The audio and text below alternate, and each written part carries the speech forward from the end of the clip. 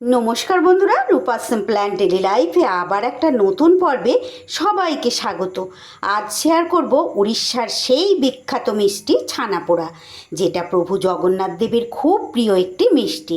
একদম সহজ পদ্ধতিতে ঘরোয়া সামান্য উপকরণে কিভাবে এই মিষ্টিটি অতি অনায়াসে তৈরি করে নেবেন বাড়িতেই, একদম দোকানের মতো, সেটাই আজ শেয়ার করছি। পুরো রেসিপিটি দেখে নিন আর ঝটপট রথযাত্রার দিন তৈরি করে প্রভুকে ভোগ নিবেদন করুন। তাহলে চলুন কিভাবে তৈরি করলাম সেটাই এবার দেখে নেওয়া যাক। সবার প্রথমে আমি এখানে দেখুন নিয়ে নিয়েছি 250 গ্রাম ছানা। ছানাটা আমি এখানে খাঁটি গরুর দুধ 2 লিটার দুধকে আমি একটা গোটা পাতিলেবু তার সাথে জল মিশিয়ে দুধটা ভালো করে ফুটিয়ে গ্যাস বন্ধ করে তারপরে লেবুর রসটা দিয়ে কিন্তু ছানাটা কাটিয়ে নিয়েছি। আর জল কিন্তু ঝরিয়ে নিয়েছি বন্ধুরা। আমি ছানা কাটানোটা আর আপনাদের সঙ্গে শেয়ার করিনি। আর ছানাটাকে কিন্তু খুব শক্ত করে একদম জলটা ফেলে দেবেন না, এই রকম একটু নরম নরম রাখতে হবে। সরি বন্ধুরা, আপনাদের নিশ্চয়ই এইভাবে দেখিয়ে আমি বোঝাতে পারছি। ছানা কাটাতে গেলে ভিডিওটা অনেক বড় হয়ে যাবে, তাই আমি আর ছানা কাটানো শেয়ার করিনি। এইবার এর মধ্যে আমি দিয়ে দিচ্ছি হাফ কাপ পরিমাণ চিনি। মেজারিং কাপের হাফ কাপ চিনি নিয়েছি, সেটাই দিয়ে দিলাম। মিষ্টিটা অবশ্যই আপনারা আপনাদের স্বাদ অনুযায়ী কম বেশি করে নিতে পারেন। এখানে 250 গ্রাম ছানা আছে, সেই অনুপাতে আমি কিন্তু হাফ কাপ চিনি দিয়েছি। আর তারই সাথে দিয়ে দিচ্ছি আমি 1/4 কাপ সুজি।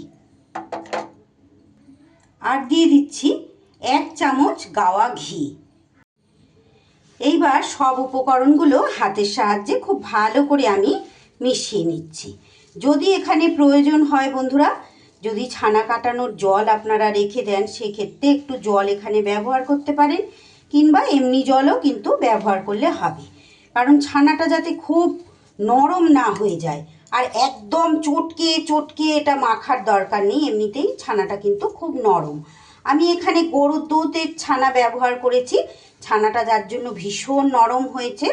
আর গরুর দুধের জিনিসের স্বাদটা কিন্তু একটু বেশি ভালো হয়। আপনারা হাতের কাছে প্যাকেট দুধ, গরুর দুধ, যেই দুধ পাবেন সেই দুধেরই ছানা তৈরি করে নিয়ে এটা কিন্তু তৈরি করতে পারেন। অনেকেই আপনারা ছানা পোড়া তৈরি করেন, আবার হয়তো অনেকে করেন না।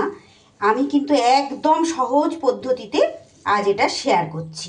খুব সহজে বাড়িতে, দোকানের থেকেও ভালো হবে স্বাদ। এইভাবে কিন্তু সামান্য ঘরোয়া উপকরণ দিয়েই আপনারা এটা তৈরি করে নিতে পারেন। এইবার যেহেতু সুজি দিয়েছি, কিন্তু যেহেতু চিনি আছে, সেই জন্য এটা কিন্তু খুব সহজে আরও নরম হয়ে যাবে। চিনির জলটা চিনিটা গলে গেলেই কিন্তু সুজির যে শুকনো ভাবটা চিনির ওটার মধ্যেই সেট হয়ে যাবে। এইবার এর মধ্যে দিয়ে দেব সামান্য পরিমাণ একটু ছোট এলাচের গুঁড়ো। আর তারই সাথে দিয়ে দেব একদম নামমাত্র 1 চিমটি নুন। আর দিয়ে দেব নামমাত্র একদম 1 চিমটি এখানে দিয়েছি বেকিং পাউডার। বেকিং সোডা কিন্তু নয় বন্ধুরা, বেকিং পাউডার আমি এখানে ব্যবহার করেছি। আর দেখুন চিনি থেকে আস্তে আস্তে চিনিটা গলে যাওয়ায় আস্তে আস্তে এটা কিন্তু বেশ নরম নরম হয়ে যাচ্ছে।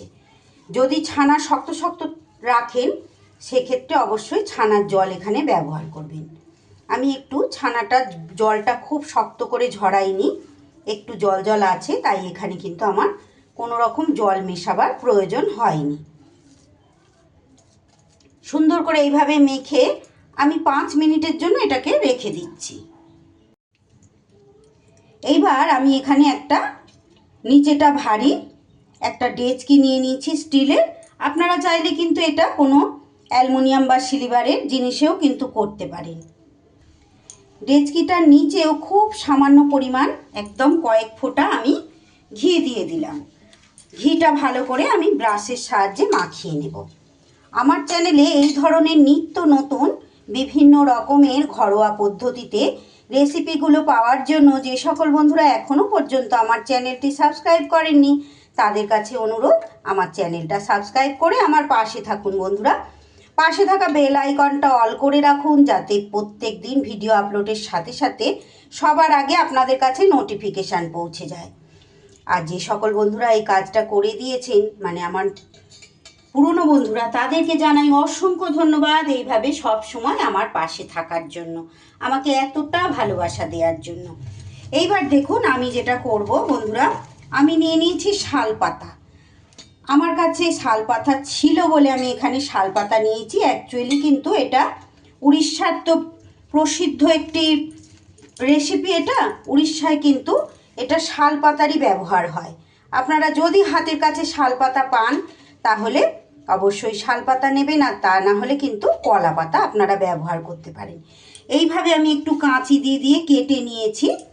একটা পাতাকে গোল করে কেটেছি আর একটা পাতাকে কিন্তু এইভাবে কেটে নিয়েছি। এটা ধার দিয়ে এইভাবে দিয়ে দিচ্ছি। বেশি লাগেনি বন্ধুরা, 3টে পাতাতেই কিন্তু এটা হয়ে যাবে। দেখুন একটা নিচে পেতেছি, একটা এরকম সাইডে দিয়ে দিচ্ছি, আর তারই সাথে এই যে একটা ঢাকা দেওয়ার জন্য এরকম গোল করে কেটে নিয়েছি। একটু কাছের থেকে দেখিয়ে দিই, দেখুন গোল করে এইভাবে সুন্দর করে পাতার টুকরোগুলোকে আমি এইভাবে সেট করে দিয়েছি। এবার এর ভেতরেও খুব সামান্য পরিমাণ আবারও একটু ঘি আমি দিয়ে দিলাম। দিয়ে ঘিটা খুব ভালো করে আবারও ব্রাশের সাহায্যে চারিদিকে এইভাবে পাতাতে, সাবধানে এই কাজটা করতে হবে বন্ধুরা, যাতে পাতাগুলো সরে না যায়। এইভাবে একটু ঘি লাগিয়ে নিচ্ছি। এইবার এদিকে দেখুন ছানাটাও কিন্তু খুব সুন্দর করে আমার সেট হয়ে গেছে। এইবার এর ভেতরে এটাকে দিয়ে দিচ্ছি।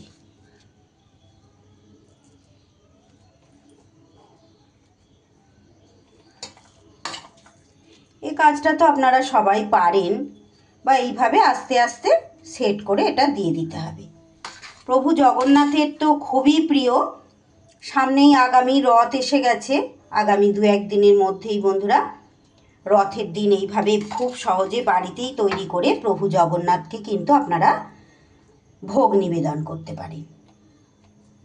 খুব সহজভাবে শেয়ার করলাম বন্ধুরা, আশা করছি আপনাদের ভালো লাগবে। আর আজকের রেসিপি যদি আপনাদের ভালো লাগে অবশ্যই রথের দিন এইভাবে ট্রাই করবেন প্রভু জগন্নাথকে দেওয়ার জন্য। আর আমার ভিডিওর মধ্যে একটা লাইক, কমেন্ট, শেয়ার, ও যারা এখনও সাবস্ক্রাইব করেননি চ্যানেলটা সাবস্ক্রাইব করে আমার পাশে থাকবেন।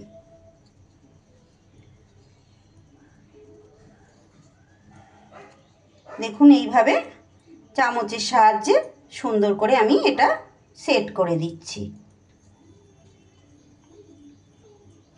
শাল পাতা হাতের কাছে না পাওয়া গেলেও কলা পাতা দিয়ে এটা কিন্তু খুব সুন্দরভাবে হয়ে যাবে। দেখুন খুব সুন্দর করে এইভাবে আমি সেট করে দিয়েছি। আর একটা কথা বন্ধুরা, আমি কিন্তু এখানে কোনো রকম কাজু বাদাম বা কিশমিশ এইসব ব্যবহার করিনি। আপনারা যদি চান তাহলে কিন্তু ছোট ছোট করে একটু কাজু বাদাম আর কিশমিশ কেটে কিন্তু এর মধ্যে দিতে পারেন। এইবার যে আর একটা গোল করে কেটে রেখেছিলাম সেটাও এভাবে ঢেকে দিলাম। এইবার এইদিকে একটা কড়াই বসিয়ে কড়াইতে আমি দিয়ে দিয়েছি স্ট্যান্ড। আমি এখানে কিন্তু খালি কড়াইতেই এটা রান্না করব। আপনারা যদি চান নিচে কিন্তু বালি কিংবা নুন এইভাবেও কিছু দিয়ে দিতে পারেন, কিংবা আমার মতন এরকম শুধু খালি কড়াইতেও করে নিতে পারেন। এইবার ঢাকা চাপা দিয়ে এটা 40 থেকে 45 মিনিট কিন্তু বেক করে নেব। অবশ্যই কিন্তু একদম লো ফ্লেমে করতে হবে। আর এইখানে যে ছিদ্রটা ছিল সেটাও কিন্তু আমি একটা শালপাতার টুকরো দিয়ে বন্ধ করে দিচ্ছি। ফিরে এলাম বন্ধুরা প্রায় 2 ঘন্টা পর। আমি 45 মিনিট কিন্তু ওইভাবে বেক করে নেবার পর গ্যাস বন্ধ করে এটা পুরোপুরি ঠান্ডা করে নিয়ে তারপর ফিরে এলাম। এটা কিন্তু পুরোপুরি ঠান্ডা করে নিতে হবে, না হলে কিন্তু বের করার সময় এটা ভেঙে যেতে পারে। একটু সামনে থেকে দেখাই, দেখুন দেখুন চারিদিক দিয়ে কি সুন্দর নিজের থেকেই ছেড়ে গেছে। এইবার এটা এইভাবে দেখুন উল্টাতেই এটা কিন্তু বেরিয়ে গেল। কত সহজে একদম এটা বের করে নিলাম।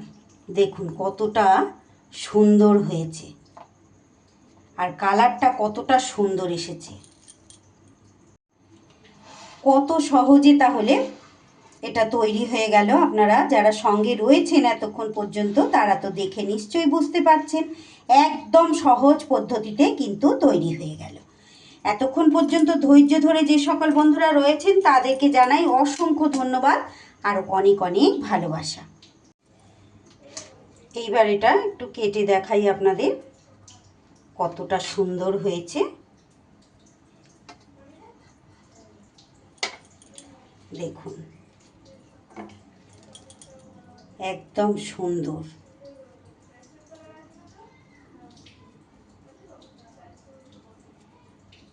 অত্যন্ত লোভনীয় হয় এটা কিন্তু খেতে, খুব সুন্দর হয় বলে তবেই না প্রভুর এত প্রিয়। তাহলে বন্ধুরা, আমার এই ছানা পোড়া রেসিপি আপনাদের কেমন লাগলো? যদি ভালো লাগে অবশ্যই রথযাত্রার দিন জগন্নাথকে ভোগ হিসাবে আপনারা কিন্তু নিবেদন করতে পারেন। আজকের মতো তাহলে বিদায় নিচ্ছি বন্ধুরা, আবারও ফিরে আসছি আগামী দিন এমনই কোনো সহজ লোভনীয় রেসিপির সাথে। ততক্ষণ আপনারা সবাই ভালো থাকুন, সুস্থ থাকুন। সকলকে অসংখ্য অসংখ্য ধন্যবাদ পুরো রেসিপি দেখার জন্য।